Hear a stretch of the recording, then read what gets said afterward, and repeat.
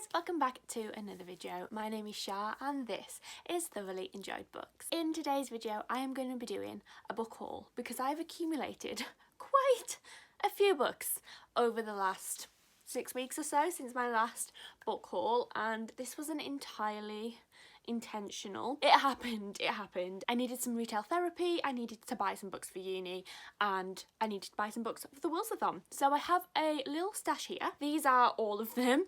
Some of these were gifts, some of these I bought myself, and some of these, like I said, were for various different things. I'm just gonna skip all the rest of this and dive right into it. The first two books I'm going to talk about really quickly because they are the books from the Books That Matter subscription box that I do get, and I have a video where you can go and see where I talk more about the books that I received in that.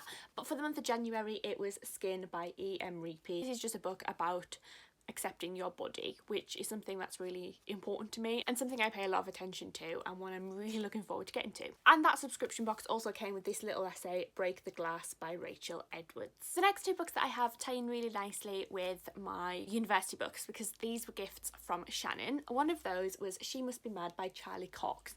This is a collection of essays about relationships and mental health and codependency. Charlie Cox did write another book, a non-fiction memoir I believe, where she talks about being codependent, but this collection is solely of poetry. It's really interesting to read, it's really emotional, it's very modern, and it's one that I did really enjoy when I read it. So Shannon sent me this as she was unhauling some books and thought I might be interested, and I definitely was. And she also asked me if I wanted a copy of Ghost Wall by Sarah Moss. Now, as you can tell by all the tabs, I've read this because this was on my university module for this year, and the fact that she offered it to me when I was about to buy my uni books, I was quite impressed. Obviously she sent me this, and this is about a girl called Sylvie whose family embark on like an archaeological dig where they have to pretend they're living in like the medieval period. They cook on the fire, they live in the wilderness, they pee in the forests, all that kind of thing. But things start to get a bit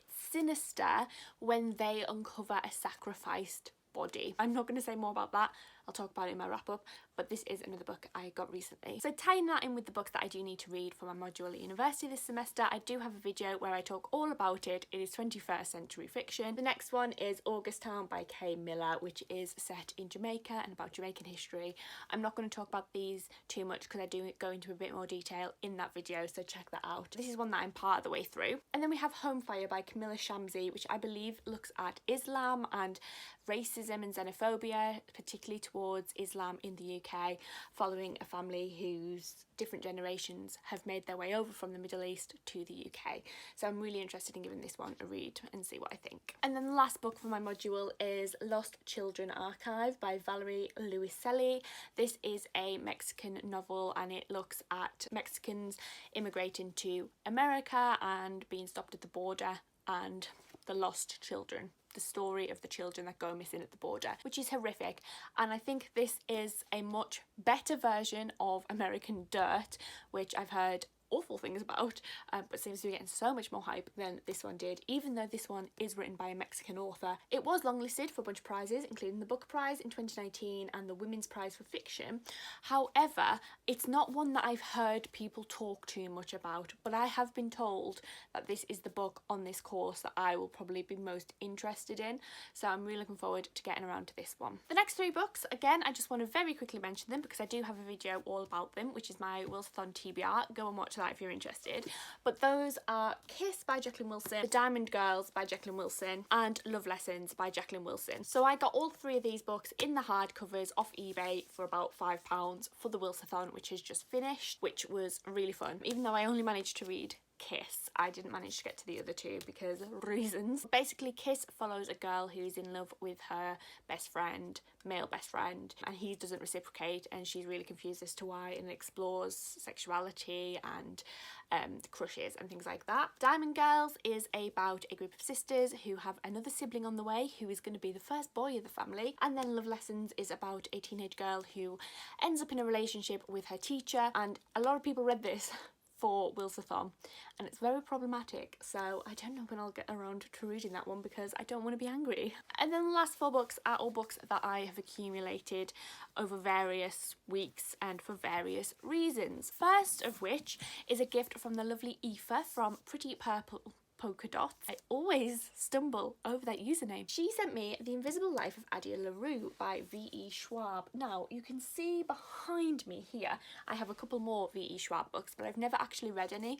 But there was so much hype about this one that I had to pick it up, but I put it on my wish list because it was one I could never quite justify spending my own money on, with it being a brand new hardback, with me hearing so much about its whitewashed history. I just wasn't 100% sure.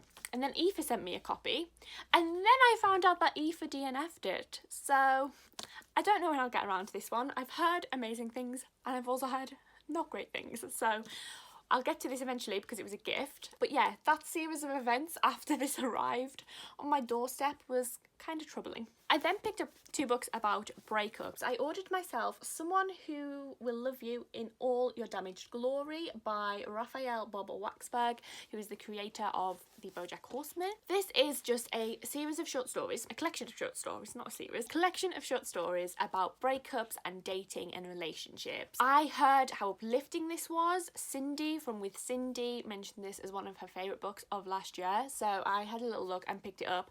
It was a bit expensive for what it is, but overall I really am looking forward to giving this one a read. I've read a few stories in here and they kind of just hit a bit too close to home when I was reading them because I'm going through a breakup right now. I say I'm going through a breakup. It's been like nearly 2 months. Am I still allowed to say I'm going through it? This is one that I want to get to really soon though, and hopefully I'm starting to get to be in a better place where reading this will be possible for me. I then have It's Called a Breakup Because It's Broken. This is a book that I've had before.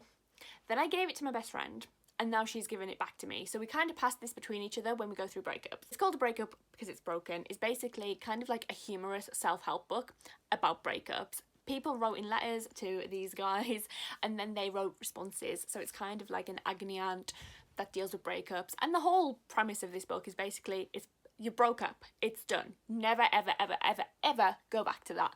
No matter what these letters say, the advice is always, it's called a breakup because it's broken and you can't fix it. So this was a helpful book for me when I went through my long-term breakup 3 years ago. I think it's going to be really helpful again, which is why she gave it to me, and I do want to read it. 2 months after a breakup is kind of like a weird time to read this, I think, but also you don't really want to be going into this when you're so emotional. You want to read this when you've kind of accepted things a little bit. So I'm really excited to finally read this one. I've just realised I have one more book, bear with me a second. We then have Marbles, Mania, Depression, Michelangelo and Me, a graphic memoir by Ellen Forney. This is the Books About Bipolar book club pick of the month for February, so it's one that I have nearly read at the time of filming this video. This is as it says in the title, a graphic memoir. So basically it's non-fiction told through graphic art and comic strips and things like that, and this follows Ellen Forney's experience with bipolar disorder, how she got diagnosed, the medication she's been on, and the impact that it had on her art. And I'll be doing a live show about this really soon with my friend Shannon from 155 Books.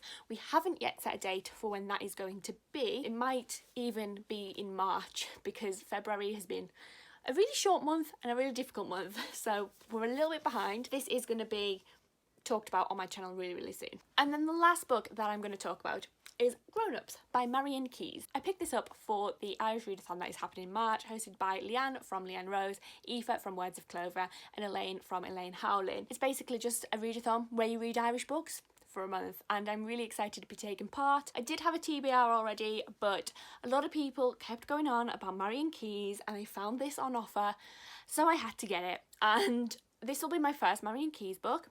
I don't know what it's about. I think it's about a group of adults who are struggling with the fact they're grown-ups. I don't know, to be quite honest. It might be about their children. I haven't got a clue. There's like a very minimal blurb on the back of this, but a lot of people have said that this is a really good book, so I had to get it and I'm excited to read it in March. Okay, so here are all the books that I have accumulated recently. Do let me know if you've read any of these, and if you have, what did you think of them, because I would love to know, especially which ones were your favourites or any that you hated. I love hearing what people hated in book hauls. Thank you for watching. As usual, I'll leave links down below to my Twitter and my Storygraph, my website and all that good stuff.